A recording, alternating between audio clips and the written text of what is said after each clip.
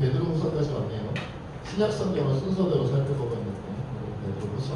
다음 주는 요한계시서, 유다서, 요한계시록 하면 이제 신약 성경이 마무리가 됩니다.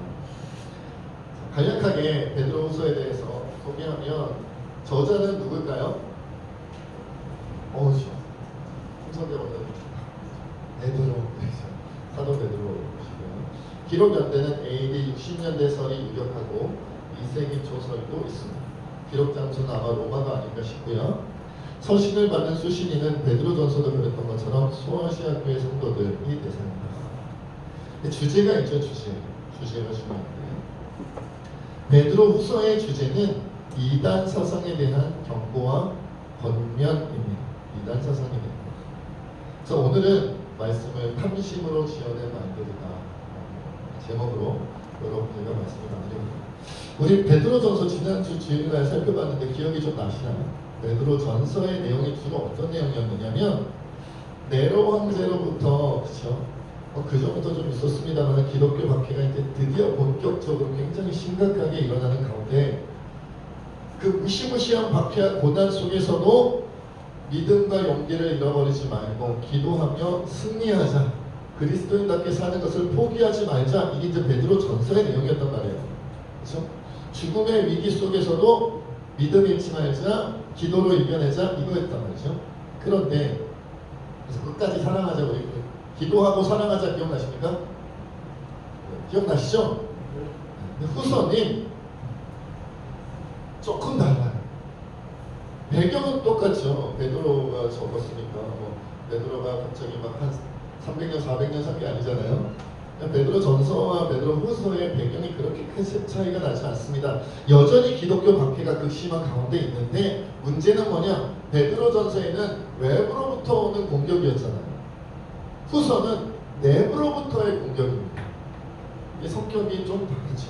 그래서 그래, 믿음을 지키자. 하나님 뜻대로 살아야지. 우리 기도하며 사랑으로 살아갑시다. 라고 이제 순교를 각오하고 죽으면 죽으리라 했던 사람들에게 새로운 도전이 오고 새로운 공격이 오는데 그게 뭐냐면 거짓 선생들, 거짓 교사들, 그들로부터 나오는 이단 사상, 이것이 이제 문제가 됩니다. 이게 문제예요. 그래서 그것에 대해서 경고하고 우리 말씀대로 예수님의 뜻대로 바른 신앙생활을 하자. 이것이 후서의 베드로후서의 주요 내용이에요. 비슷하면서도 다르죠. 그러니까 여러분 생각해 보세요. 지금 네로 황제라든지 아니면 로마 군대라든지 아니면 예수님을 믿는 자들을 향한 유대인들의 핍박이라든지 바리새파라든지 이런 사람들, 율법학자들 이런 사람들의 핍박이 있을 때는 물리적으로 겉으로부터 들어오는 핍박이었고 고난이었는데 그것을 잘 이겨내자, 우리 기도하자, 승리하자, 우리 똘똘 뭉쳐 사랑으로 하나 되자 막 이랬는데 오늘은 이 안에, 교회 안에 뭐가 생긴 거예요? 거짓 교사들, 거짓 선생님들이 생겨났다는 거예요. 그것이 이전과는 다른 그런 아픔과 상처와 위기를 교회 안에 가지고 왔다는 것이에요. 어떤 면에서 보면 외부로부터의 공격보다 내부에서 생겨난 공격이, 위기가 더 크고 무서울 수가 있어요.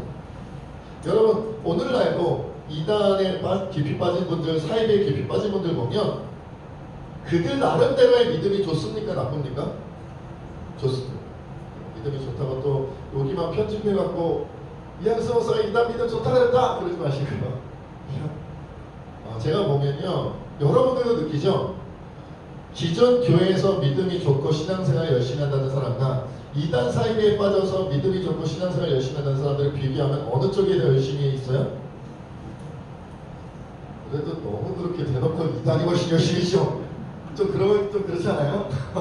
사실이에요. 비교가 안 됩니다. 비교가 안 돼요. 정말 웬만한 교회에서, 기존 교회에서, 정통 교회에서, 비이단 교회에서 아무리 열심히 하는 사람을 데려다 놔도요, 이단 교회에서 평범한 사람 따라가기가 어려워요.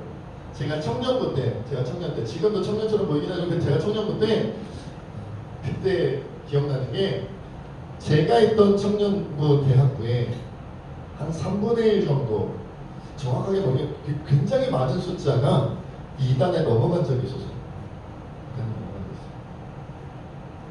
말씀 보존 학회라는 그 이단에 넘어간 적이 있었는데 거기 넘어간 제 친구들이 있을 거 아니에요. 제 선후배들이 있고 너무 뜨거웠던 친구. 여러분 안 뜨거운 사람은 이단에 안 넘어갑니다. 열심히 없는 사람, 신실하지 않았던 사람이 이단에 잘 넘어가잖아요. 이단에서도 힘들어해요. 얘 너무 열심히 안 해. 물론 안 해. 모이라 그러면 모이지도 않고 성경 공부하라고 성경 공부하고 예배드리면 예배 안 하고 기도하라고 기도하다 보니까 열심히 안 하는 사람이 이단도 안 받아들여져요. 누구를 이렇게 꼬시냐면 교회에서 열심히 하는 사람들. 그 사람들이 기존교회에서 더 열심히 하고 싶고 막 더 신실하게 하고 싶은데 교회 사람들에게 맞춰가기 힘들어하고 그것 때문에 불만이었던 사람들을 꼬시면 바로 직방입니다. 바로 넘어가요. 그래서 이단으로 제가 있던 자라난 교회에서 이단으로 넘어간 분들 보면 청년부에서 대학에서 리더급인 사람들이 많이 넘어갔어요. 리더급인 사람. 넘어가서 보니까 뭐 어떻게 하느냐. 정기적으로 성경 시험을 봐요. 정기적으로 성경 시험을 보고 그게 주마다 보는지 월마다 보는지 자세한 것까지는 모르지만 아마 한 달에 한 번 이상의 시험을 보는 것 같아요. 달달달달 외웁니다. 달달달달 외워요. 제가 생각했어요. 웬만한 신학생들 가져다 놔도 이 사람들이 성경 더 잘했거든요. 더 잘해요. 아마 모르긴 몰라도요. 지금의 저보다 그 신앙의 성경에 대한 어떤 기본 그 지식이잖아요. 외워서 하는 그 지식들은 아마 저보다도 더 많이 하는 사람들이 많을 거예요. 이단에 가보면 거기에 목숨 걸어요. 굉장히 열심히 해요. 그런 사람들. 그러다 보니 어때요? 열심히 있고 좀 교회 리더급이고 이런 사람들이 이단에 오히려 현혹되고 미혹되고 하니까 오히려 외부에서 찌르는 공격 그것 때문에 나는 순교하면 죽으면 죽으려고 버티던 사람들도 내부에서 미혹시키고 변질시켜버리니까 자기가 잘못되는 줄도 모르고 잘못돼버리는 거예요. 상하는 줄도 모르고 상해버리는 거예요. 예수님에게서 벗어나는 줄도 모르고 벗어나는 거예요. 그래서 더 많은 위기가 교회에 생겨나게 되었다는 거죠. 그래서 어찌 보면 오늘날 이 시대에 우리는 외부로부터의 공격도 신경 써야 되지만 사실은 내부의 변질을 일으키는 내부를 무너뜨리는 이런 부분들에 대해 더 잘 알고 예비할 필요가 있다는 것이죠. 그런 데 있어서 오늘 베드로후서의 말씀은 우리에게 시사하는 바가 큽니다. 좀 하나씩 살펴보면서 얘기를 좀 해보시죠. 그러면 내적 공격에는 어떤 것들이 있을까? 오늘 본문에서 찾아봅시다. 우리 1절 말씀 함께 읽겠습니다. 시작! 그러나 백성 가운데 또한 거짓 선지자들이 일어났었나니 이와 같이 너희 중에도 거짓 선생들이 있으리라. 그들은 멸망하게 할 이단을 가만히 끌어들여 자기들을 자신들을 부인하고 임박한 멸망을 스스로 취하는 자들이다. 구약 시대에는 누가 있었냐면 거짓 선지자들이 있었어요. 거짓 선지자들. 그들에 대해서 주석에 보니까 이렇게 설명을 하더라고요. 성령의 감동하심을 입은 사람들과는 달리 다르다는 거예요. 성령의 감동, 하나님의 권위를 가지지 않고 자신들의 말을 하는 자들이다. 그들은 하나님의 계시적인 뜻보다는 백성들의 기대에 맞게 거짓 예언을 일삼는 자들이다. 그러니까 거짓 선지자들의 특징은 뭐예요? 두 가지. 첫째는 뭐다? 자기가 하고 싶은 말을 한다. 두 번째는 뭐예요? 백성들이 듣고 싶은 말을 한다. 이게 거짓 선지자의 이대 특징이에요. 두 가지 특징. 자기가 하고 싶은 말을 하면서 사람들이 듣고 싶은 말을 해준다는 거예요.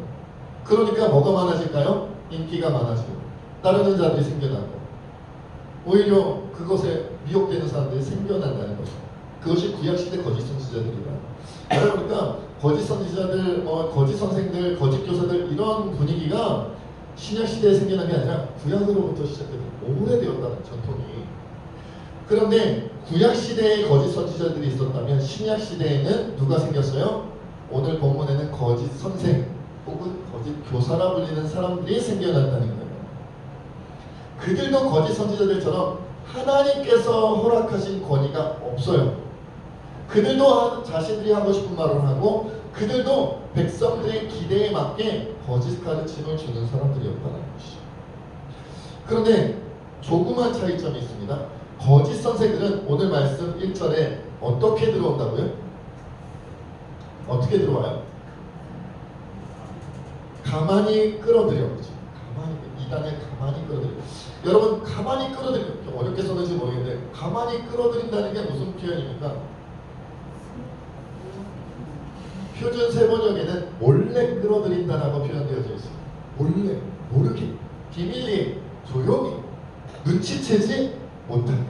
이것이 구약시대 거짓 선지자와 신약시대 거짓 교사의 가장 큰 차이점입니다. 거짓 선지자는요 대놓고 외쳤어요. 하나님께서 말씀하셨습니다. 선지자인 나에게 이런 말씀을 하셨습니다 라고 거짓말했어요. 구약시대 때는. 신약시대 때는 어떻게 한다고요? 몰래 한다. 이게 끌어들이는 건지 안 끌어들이는 건지, 속이는 건지 안 속이는 건지, 옳은 말인지 그런 말인지 헷갈리게 하면서 아무도 눈치채지 못하게. 요즘 신천지들이 좀 대담해가지고 좀 달라지긴 했지만, 여러분 과거의 이단 사비들 보면 알고서도 그들 사람들에게 알리면서 포교를 합니까? 모르게 포교를 합니까? 모르게 하지. 성경 공부 좋은 데 있는데 목사님한테 얘기하지 꼭 목사님한테 얘기하지 말래. 교회 사람들한테 얘기하지 말고 우리 성경 공부를 하자. 여기 더 잘 가르쳐준다. 진리를 가르쳐준다. 더 많은 것을 알려준다. 그러면서 데려가죠. 여기 은혜로운 집회가 있다. 은혜로운 부흥회가 있고 은혜로운 수련회가 있는데 누구한테 말하지 마라. 목사님께 얘기하지 마라. 성도님한테 얘기하지 마라. 구역장님한테 얘기하지 마라. 장로님들 권사님한테 얘기하지 마라. 몰래 하는. 그러니까 구약시대에는 거짓 선지자는 대놓고 선포했는데 신약시대의 거짓 선생, 거짓 교사들은 몰래 눈치채지 못하게 교묘하게 끌어들인다는 차이점이 있어요. 그래서 어찌 보면 구약시대의 거짓 선지자들보다 신약시대 거짓 선생, 거짓 교사가 대처하기가 어떻다? 더 어렵다. 몰래 하는. 누가 어떻게 꼬이게 넘어갈지도 모르게 넘어가는 거니까요. 그리고 그들은 주로 어떤 것들을 주장했냐면 1절 마지막 부분에 보면 이런 말이 있죠. 자기들을 사신주를 부인하고 임박한 멸망을 스스로 취하는 자들이다 라고 말씀하고 있어요. 표준 세번역에서는 이렇게 표현하고 있습니다. 자기들을 값주고 사신 주님을 부인한다. 예수님의 구속사역을 부인하게 한다는 거예요. 예수님의 구속사역을 부인한다. 그런데 오늘날은 또 조금 다른 것 같아요. 초대교회 때만 해도 베드로 전서를 쓰고 베드로 후서를 쓰고 이 초대교회 때만 해도 예수님의 구속사역 자체를 어떻게 했다? 부인하게 만들었다는 거예요. 그죠? 거짓 선생, 거짓 교사.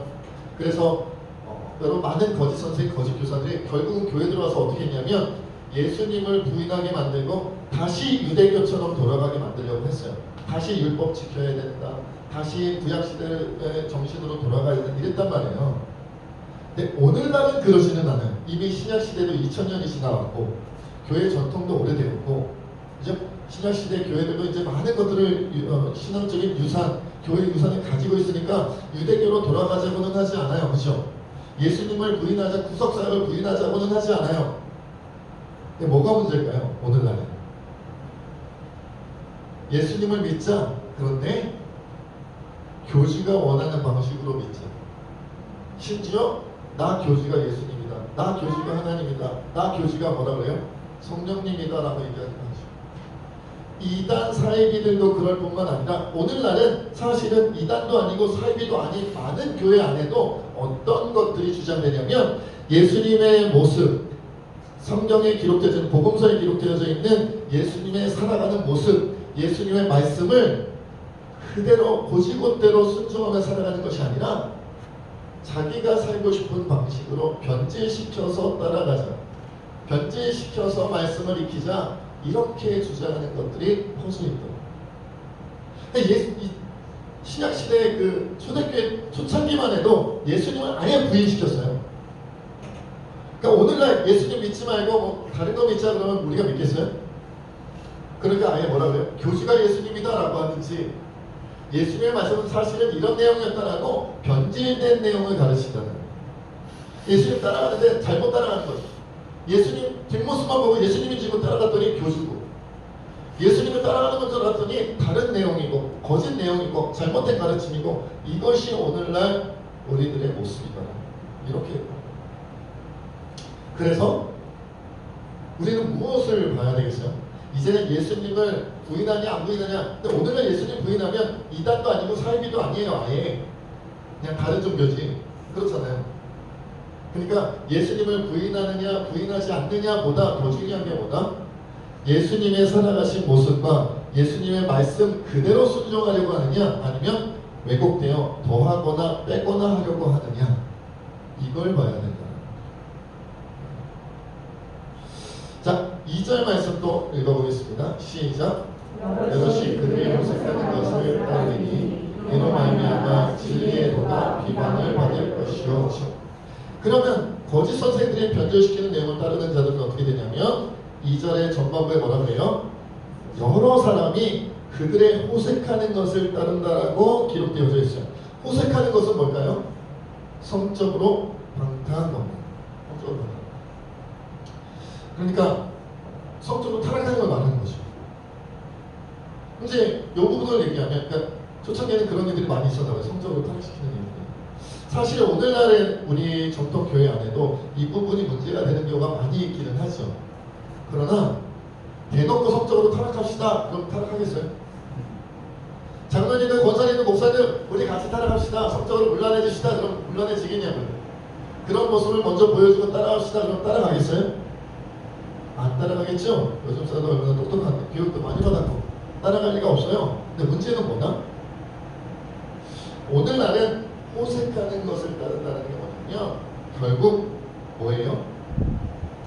인간들이 원하는 욕구를 따라가게 만든다는 거예요. 사람들의 욕망을 따라가게 만든다는 거예요. 신약시대 베드로후서에 기록되어져 있는 여기서는 성적으로 타락하는 것이었다면 오늘날도 성적인 타락이 있을 수 있겠죠. 어떤 사람은 물질의 타락이겠죠. 물질의 마음을 빼앗기겠죠. 어떤 사람은 권력의 마음을 빼앗기겠죠. 어떤 사람은 명예의 마음을 빼앗기겠죠. 여러 모양으로 내가 좋아하는 것들에 빠져 살게 만드는 거예요. 많은 사람들이 자기가 좋아하는 것에 빠져 살게 만든다는 거예요. 그런 말미암아 진리의 도가 비방을 받게 되는 거예요. 여러분 그렇게 자기의 욕망과 욕구에 빠져서 신앙생활하는 사람들을 밖에서 보면 비판할 수밖에 없는 거예요. 세상 사람들이 요즘에 뭐라고 이야기를 많이 하냐면 교회에 다니는 사람들과는 뭐가 안 된다? 대화가 안 된다. 말이 안 통한다고. 기독교인에 대한 이미지가 어때요? 여러분 세상 사람들, 불신자들이 볼 때 교회 다니는 사람들은 친절하겠죠? 안 친절합니다. 교회 다니는 사람들은 예의가 바르겠죠? 예의가 안 바른 사람들로 인식되어져 있습니다. 교회 다니는 사람들은 겸손하겠죠? 아니요. 교만해 보입니다. 저는 교회 안에 있는 사람인데도 그렇게 보여요. 교회 다니는 사람들 되게 교만한 사람들 많고요. 교회 다니는 사람들 욕심 되게 많고요. 교회 다니는 사람들 굉장히 눈높이가 높고요. 교회 다니는 사람들이 삶을 살아갈 때 따지는 조건들이 훨씬 더 많아요.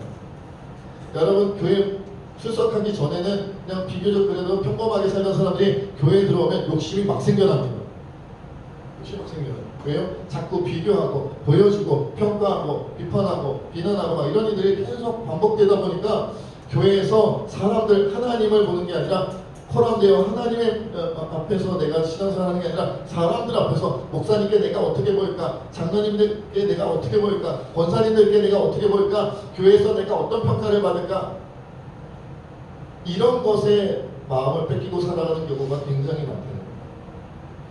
굉장히 욕심 없던 사람이, 불신자들은 욕심 없던 사람이 교회에 들어서 욕심내는 걸 배워요. 불신자 때는 평범하게 살던 사람이 교회 와서는 이것저것 조건을 갖춰야 될 것 같고 성공한 삶을 살아야 될 것 같고 남들보다 그래도 뭐 버젓하게 살아가는 모습을 보여줘야 될 것 같고 이런 게 막 생긴다니까. 자꾸 그렇게 만들어버려요. 그래서 세상 사람들이 볼 때는 교회 다니는 사람들은 어떤 사람으로 보인다? 욕심 많은 사람들, 굉장히 이기적인 사람들, 굉장히 계산적인 사람들, 말만 잘하고 행동은 하지 않는 사람들이 교회 다니는 사람들이라는 이미지가 많다는 거예요. 곰곰이 생각해 볼 필요가 있어요. 예수님 시대에만 해도 예수님을 따라다니는 무리들 중에 대부분이 오병이어의 기적을 일으킬 때도 성인 남자만 5,000명이잖아요. 거기다가 여자들과 노인들과 어린이들까지 하면 뭐 15,000명, 20,000명, 30,000명 이렇게 되었을 거라고 하는데 예수님을 저 멀리서부터 계속 쫓아다니는 거예요. 이 말은 뭐예요? 가난하고 헐벗어 그 시간에 예수님 따라다녀도 되는 사람들, 세상에서 뭔가 권력이 있고 세상에서 자리 잡은 사람들은 예수님 따라다닐 시간이나 있겠어요? 그냥 이래도 굶고 저래도 굶고 이래도 할 일이 없고 저래도 할 일이 없고 꾸역꾸역 겨우겨우 살아가는 사람들이니까 소망의 메시아 같은 사람들이 나타났다. 나사렛에서 귀한 하나님의 말씀을 증거하고 새 소망을 던져주며 우리의 해결할 수 없는, 우리는 의원에게 우리 몸을 보여 병을 고칠 수 없는데 무료로 고쳐준다더라. 우리는 아무에게도 위로받지 못하는데 우리를 위로해주는 사람이 온다더라. 아무도 우리에게 바리새파라든지 율법학자라든지 사두개파라든지 제사장들은 백성들을 보면 맨날 지적하고 비판하고 비난하는데 이분은 하나님께서 우리를 사랑한다고 하시더라. 이렇게 전해주는 사람이 있다고 하니까 떼거지로 몰려든 거 아니에요? 떼거지. 근데 오늘날은 좋은 옷이 있어야 교회를 출석할 수 있고 좋은 차를 가져야 교회 들어올 때 당당하며 뭔가 헌금도 척척 낼 수 있어야 교회에서 행세할 수 있잖아요.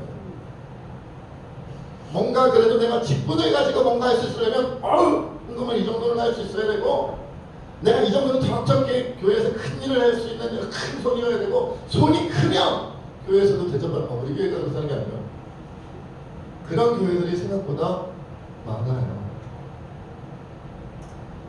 그러니까 세상 사람들 볼 때는 교회 다니려면 재산도 어느 정도 있어야 되고 헌금도 어느 정도 낼 수 있어야 되고 차도 어느 정도 갖춰야 되고 집을 공개했을 때 신방 가서 집 공개할 때 어느 정도 보여줄 수 있는 정도는 돼야 신방도 하는 거지. 안 그래요? 안 그럽니까? 목사님이 신방한다 그러면 한 달 전부터 두 달 전부터 청소하시는 분들도 계시더라고요. 그리고 집안에 꽁쳐놨던 귀한 것들 막 밖에 전시하고. 아니요 여러분,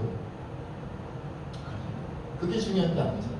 근데 그렇게 되었어요. 그러니 교회 밖에 있는 사람들이 교회 안에 있는 사람들을 보면 저 사람들은 예수님만 있으면 된다, 하나님이면 충분하다라고 맨날 노래 부르듯이 얘기하면서 살아가는 모습을 보면 반대로 살아라고 그렇게 보여요. 그것이 호색하는 것을 따르는 것이다. 그러니 진리의 도가 비방을 받는다는 것이다. 그러면 도대체 왜 이렇게 되느냐? 3절에 그렇게 말씀하고 있습니다. 우리 함께 했습니다. 시작. 그들의 탐심으로써 지연의 말을 하시고 너희로 이득을 삼니 그들의 심판은 옛적부터 지체하지 아니하며 그들의 멸망은 잠들지 아니하느니라.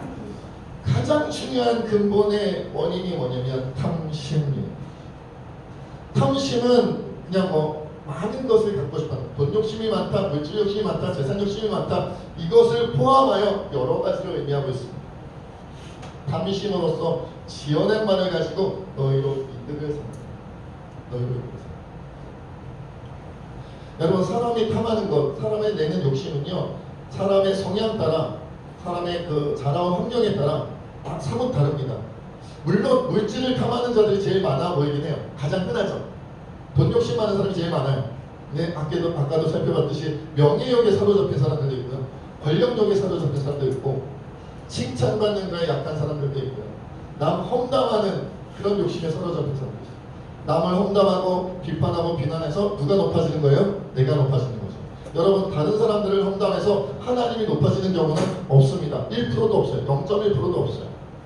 비난하고 비판하고 정죄하는 것에 하나님은 오히려 나달지시고요. 누가 높아지냐면 그 비난을 하는 자기 자신이 높아지고요, 비판하고 정죄하는 자기 자신이 높아지고, 하나님과 이웃은 깔아뭉개는 거예요. 낮추는 겁니다. 그런 욕구에 사로잡혀 있는 사람들도 많이 있어요. 탐심은 어떤 방면으로든 자기 이득으로 자기가 원하는 것을 이루어가며 살아가는 거예요. 근데 그러려다 보니까 그들은 뭘 한다? 말을 어떻게 한다? 지어낸다. 말을 왜 지어낼까요? 여러분, 탐심에 가득한 신앙생활하는 사람들은 왜 말을 지어낼까요? 왜 그럴까요? 왜요? 성경이 없어서요. 성경이 없으니까 말을 지어내는 거예요. 아무리 찾아봐도 성경 말씀에는 그러라는 말씀이 없네? 그러면 짜깁기 하는 거죠. 성경 말씀을 짜깁기 한 데다가 자기 논리를 좀 집어넣고 어떤 불편한 걸 말씀을 빼고 그렇게 만드는, 그래서 말을 지어내는 거예요. 여러분, 그래서 신앙생활을 올바르지 않게 하는 사람들은요, 자기가 이해하고 판단한 대로 말을 만들어서 자기식 논리로 신앙생활을 합니다. 자기식.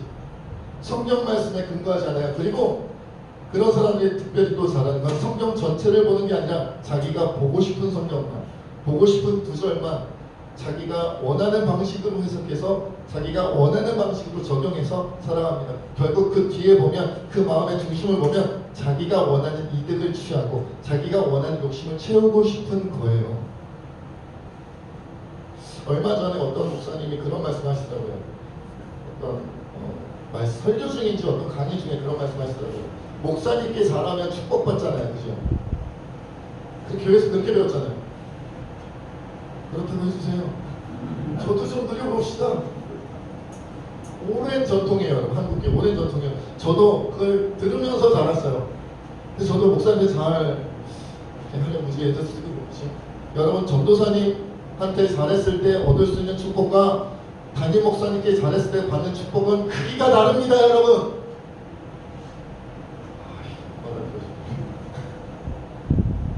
교육 전도사님, 뭐 이게 뭐 부서 하나 맡아서 하는 분과 교회 전체를, 거기다가 더 나가 아예 그냥 교단의 총회장 목사님께 잘하는 사람은 그 상급과 면리관이 훨씬 큽니다. 여러분. 이라고 말해도 어디 없어요? 여기 없어요. 그러니까 말을 지어내는 거예요. 창세기부터 요한계시록까지 총회장한테 잘하면, 담임 목사한테 잘하면 복이 더 크다는 말이 없으니까 지어내는 거예요. 비슷한 구절들을 엮어서 여기 이런 말 그런 거 같지 않냐? 그렇게 넘어가는 거죠. 그렇게 넘어가요. 그렇게 지어낸 말들이 교회 안에 이미 전통처럼, 어떤 교회 안의 관습처럼 굳어진 내용이 굉장히 많습니다. 여러분. 굉장히 많아요. 이제는 그렇지 않다라고 하면 이단 취급을 받을 정도로, 사입이 아니야 이런 소리를 들을 정도로 그렇게 굳어진 것 되게 많아요. 제가 너무 자주 말씀드려서 너무 죄송한 말씀 중에 하나가 뭐라고요? 교회는 성전이다. 교회는 성전이다. 말씀드렸죠? 성전이면 이렇게 해놓으면 큰일 나요. 이렇게 해놓으면 큰일 나요. 매일 와서 쓸고 닦고 해도 모자라요. 어디, 그리고 여러분들 의자에 앉아서 예배를 드리니까 성전이면 바닥에 앉으셔야지. 무릎 예배를 드리셔야죠. 여기 들어오지도 못해요. 성전이면 여기가 지성소면 거긴 성소인데 밖으로 나가세요. 저기 나가지 마시고 화면 보면서 여기 시간을 할 테니까. 저도 여기서 살지 못해요. 성전이면 요 밑에 내려가야지. 저 1년에 한 번 들어오는 거예요. 여기. 근데 들어왔다가 죄가 있으면 못 나가요. 시체되는 거예요. 저는. 주님이 뭐라고 그랬어요? 성전은 어디 있다고요? 우리 안에 있다. 근데 성전이라고 주장하고 싶어지죠. 왜? 좋은 성전을 지으면 사람들 앞에 자랑하기가 좋으니까. 여기 만약에 우리 세진교회가 아직 여기가 한 100평 되잖아요. 뭐 예배당, 본당은 한 3,40평 될 것 같아요. 그죠? 여기에 한 100억 들여서 리모델링을 본당에 하면 어떻게 될까요? 100억 정도. 여기 금붙이 막 조명이 막 금색깔, 사파이어 막 루비 막. 저도 다 금디로 다 설교하다가 먼저 안 보여. 주님 못 보겠어. 마치 모세를 가려운 것처럼 저 수건 덮어쓰고 설교해야 되고 막 그러지 않았어요? 목혔네. 여러분, 이렇게 그래야만 했다면 예수님부터 성전에 들어가실 때 그렇게 하셨을 거예요. 예수님부터 좋은 옷 입고 좋은 신발 신고 좋은 것 갖추고 그래도 성전에서 말씀 전하시고 했을 거예요. 그래서 다른 바리새파나 율법학자들이 볼 때 함부로 하기 어려웠을 거예요. 그의 복장과 12제자들 다 최고급 넥타이와 최고급 셔츠와 최고급 많이 다 입히고 양복 쫙 입고 머리 다 이대팔로 다 넘기고 막 기름 바르고 막 이래갖고 나사렛에서 촌놈이 온 줄 알았더니만 만만치 않은 자들이 왔다. 이랬지 않았을까? 우리가 원하는 게 중요한 게 아니라 하나님께서 원하시는 게 중요하다. 외적으로는 물리적으로 우리를 공격하고 예배드리기 힘들게 만들고 신앙생활하기 힘들게 만들고 이것이 외적인 공격이라면 내적으로는 하나님이 아니라 예수님이 아니라 예수님과 같은 모습이 아니라 십자가가 아니라 골고다 길이 아니라 좁은 문 좁은 길이 아니라 넓은 문 넓은 길로 가라고 말하고 십자가가 아닌 부유하게 성공하는 길을 가게 만들고 이 세상 사람들이 부러워할 만한 환경과 상황에서 살게 만들고 그것을 목표로 신앙생활을 하라고 말하는 거예요. 그것이 이단이고 그것이 사입이고 그것이 왜곡된 거짓 선생들의 가르침인 거예요. 우리는 유치부부터 아동부, 청소년부, 청년부를 거치고 장년부에 올라가면 인생의 목표가 뭐냐? 교회에서도 어느 정도 자리까지 올라가야 되고 세상적으로도 남이 부러워할 만한 조건을 갖추며 살아가는 것이 신앙생활이라고 우리도 가르치고 우리도 그 다음 세대에게 그 다음 세대에게 그 다음 세대에게 계속 전하니까 다 거짓 선생이에요. 우리. 다 거짓 교사입니다. 여러분 주님이 말씀하십니다. 3절에 그들을 향한 심판, 거짓 교사, 거짓 맹세, 예수님이 아닌 것, 예수님의 말씀이 아닌 것을 전하는 자들의 심판은 옛적부터 지체하지 아니하며 그들의 멸망은 잠들지 아니할 것이다. 교회를 전통적인 곳을 이단이 아닌 교회, 사이비가 아닌 교회를 다닌다고 해서 중요한 것이 아니라 예수님에 대한 가르침을 바르게 전하지 않는다면 그들에 대한 뭐가 있을 것이다? 심판이 있을 것이다. 심판이 있을 것이다. 이 시간 우리 하나님 앞에 이렇게 기도하며 나가기 원합니다. 우리가 주일마다 예배를 드리고 수요일에 금요일에 새벽기도 일주일 동안 신앙생활을 합니다. 회사에서, 직장에서, 사업터에서, 가게에서, 가정에서 신앙생활을 합니다. 청청 수련회를 했고 아동 성경학교를 하고 있으면 장년부 수련을 할 것입니다. 무엇을 배우고 익히려고 하는 겁니까? 어떤 은혜를 받으려고 하는 겁니까? 거짓 교사, 거짓 선생 되지 않아요. 예수님의 진리대로 살게 하여 주시옵소서. 우리 함께 고백하며 주님 앞에